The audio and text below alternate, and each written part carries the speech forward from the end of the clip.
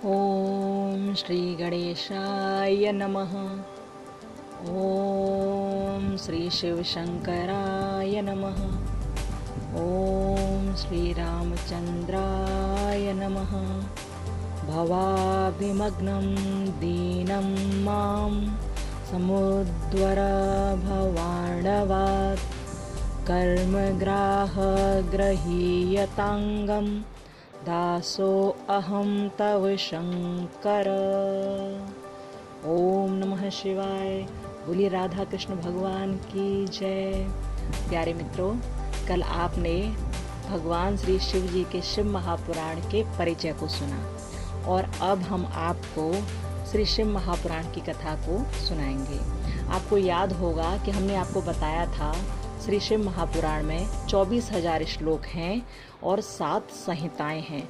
तो इन 7 संहिताओं के इन 24,000 श्लोकों से पहले कथा और भी आती हैं जो महात्म्य की कथाएं कहलाती हैं। ठीक है, जैसे 7 संहिताएं हैं तो 7 संहिताओं से पहले महात्म्य की कथा आती है।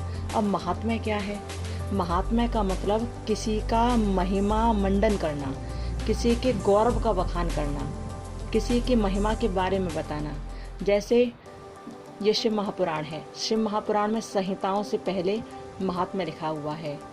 तो उस महात्म्य में शिव महापुराण की महिमा का बखान किया गया है कि शिव महापुराण की कथा सुनने से कैसे कैसे लोगों का उद्धार हो गया और व्यक्ति किस प्रकार से ठीक हो गए, कैसे उनका दुख दूर हुआ और कैसे उन्हें शिव की प्राप्ति हुई। तो इस महात्म्य में वही है। इसलिए हम लोग जो नियम है उसके अनुसार सबसे पहले महात्म्य की कथाएं कहेंगे और उसके बाद ही जो संहिताएं हैं उन संहिताओं की कथाओं में प्रवेश करेंगे। ठीक है, तो हम लोग चलते हैं अब महात्म्य की ओर। आज से करते हैं श्री गणेश। बोलो श्री गणेश भगवान की जय। अच्छा, अब ये जो कथा है इसमें शौनिक ऋषि सूत जी महाराज से पूछते हैं और कहते हैं। सूत जी महाराज ये वही हैं जो व्यास जी महाराज के परम प्रिय शिष्य हैं। व्यास जी महाराज जिन्होंने पुराणों की रचना की है। ठीक है, तो व्यास जी महाराज के प्रिय शिष्य हैं सूत जी महाराज। उन्हीं सूत जी महाराज से शौनिक ऋषि पूछते हैं, हाथ जोड़कर कहते हैं और पूछते हैं, प्रभु एक बात बताओ, कलयुग धीरे धीरे बढ़ता जा रहा है और अभी से ये हाल है लोगों के कि लोग आसुरी भाव से ग्रसित होते जा रहे हैं। जब कलयुग बहुत ज़्यादा हो जाएगा तब क्या हाल होगा इनका?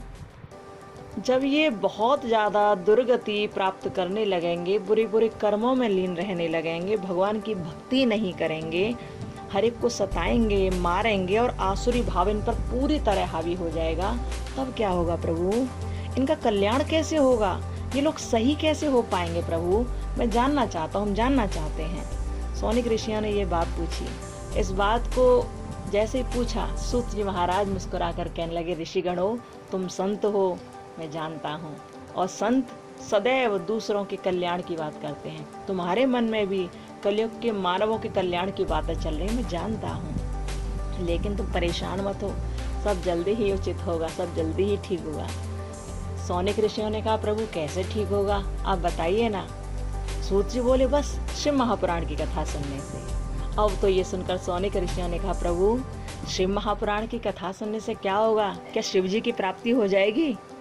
क्या होगा प्रभु, आप हमें बताएं, क्या सभी के दुर्गुण दूर हो जाएंगे और शिव की प्राप्ति होगी? तो क्या सिर्फ कथा सुनने से ही हो जाएगी प्रभु?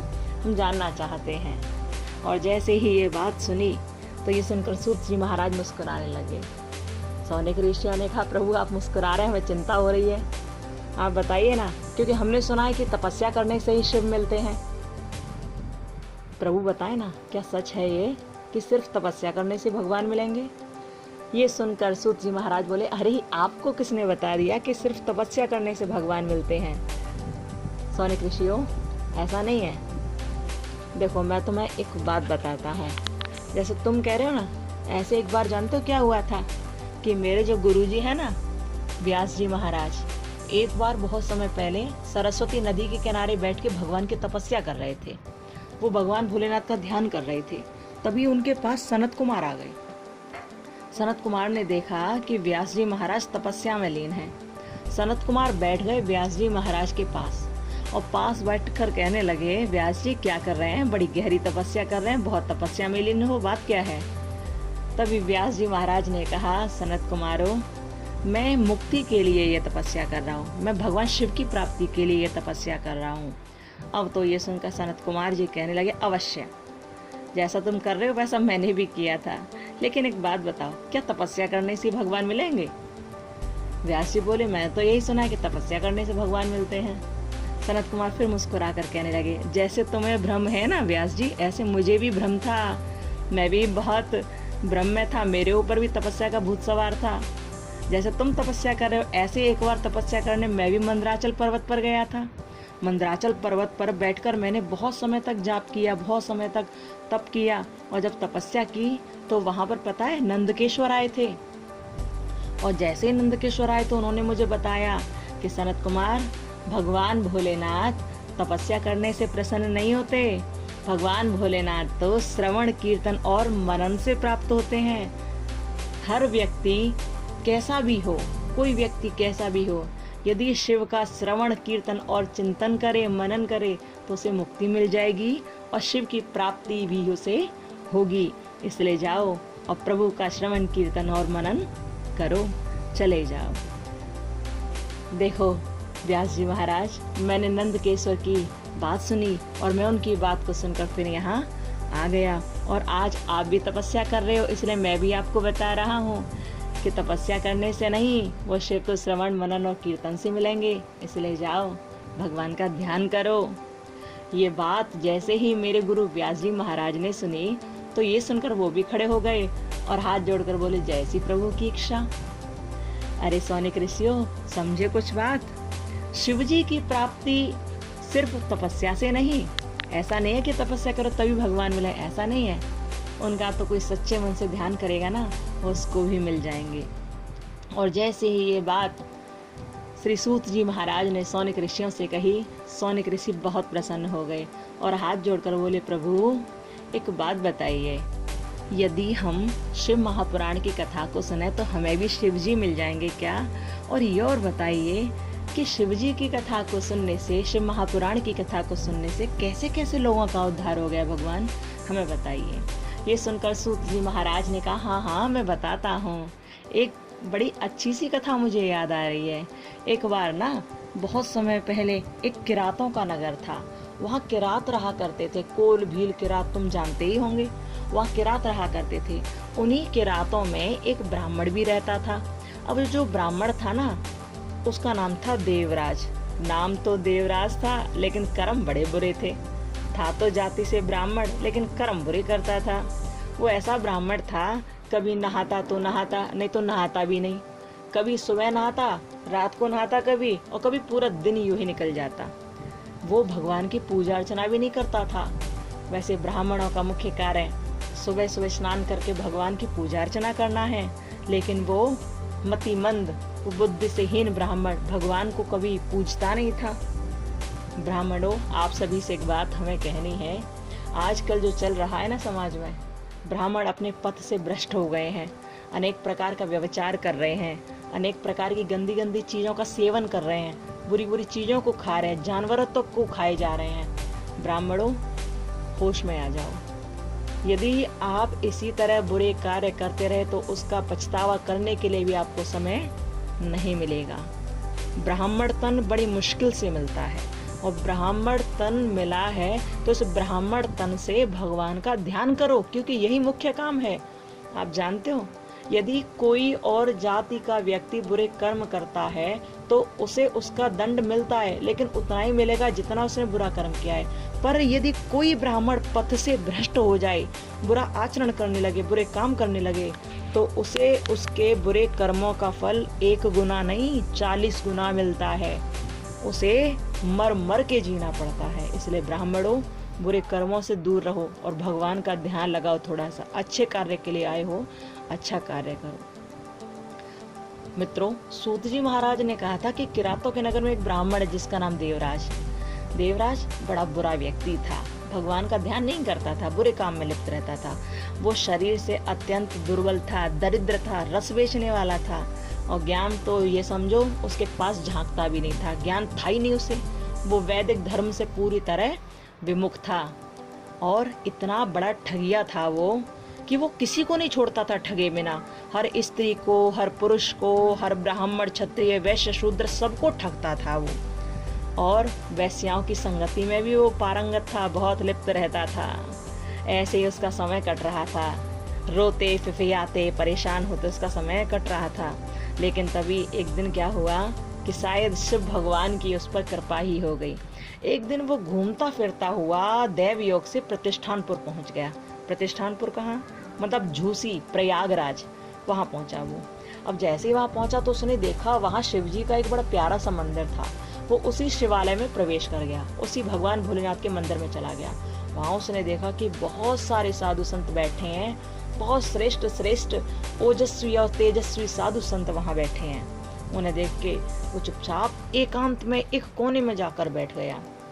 अब तो उसे कानों में कुछ सुनाई दिया कि एक संत बड़ी सुंदर तरह से भगवान शिव की शिव पुराण को सुना रहे थे और सब लोग ध्यान से सुन रहे थे। अब उस देवराज का क्या हुआ कि देवराज एक कोने में तो बैठ गया, लेकिन उसे उस कथा को भी सुनना पड़ा। वो नहीं चाहता था सुनना, लेकिन सुनना पड़ा। ये भगवान ने ही कुछ ऐसा योग बना दिया था कि न चाहते उसे कथा को सुनना पड़ रहा है। वो कथा सुनता रहा।